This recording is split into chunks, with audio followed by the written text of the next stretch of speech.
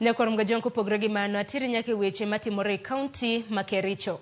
Gavana ma Bomet mano Hilary Barchok gi seneta kaontino Hilary Sigei oyiere mar tieko ywaruok e kindgi kendo singo mano mar tiyo kanyakla mar miyo pek chenro mar chwalo dongruoge ne jodak e kaontino.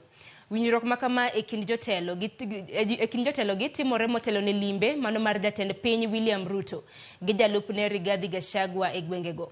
Ka obiro yuoro e alam makanyakla mabende kelo kanyakla dinde ma opogore. Nyasi mochan bagie e alap masotik odiochieng' makinya. Jotelo gi osebedo gi ywaruok e kindgi kotenre gi wach laro lemo mano mar tend siasa e kaontino. Gino mosekelo tulo e kindgi gi johera mage. Kwa nafasi hii pia kupongeza gavana wetu na seneta kwa vile wamechukua jukumu na wao wenyewe wamesema ya kwamba kutoka sasa mambo yatakuwa ni mazuri.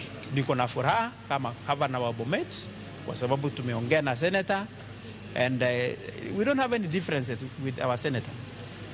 What we have discovered ni mambo tu na tumeongea hapa, tumesema ni mambo ya ngwelngwel. Ni fitina na porocho. Na tumefunga hiyo chapter and from today na kuenda mbele mpaka 2027 January hakuna siasa ingine, itakuwa tu siasa ya maendeleo.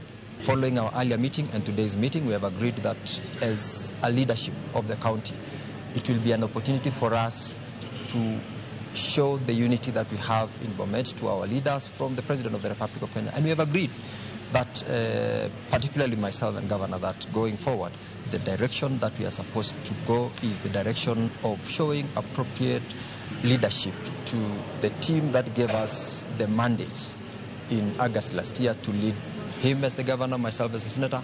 We all undertake our roles and above all bring unity to the people of Bomet so that we enhance the ability to get development projects brought into our county.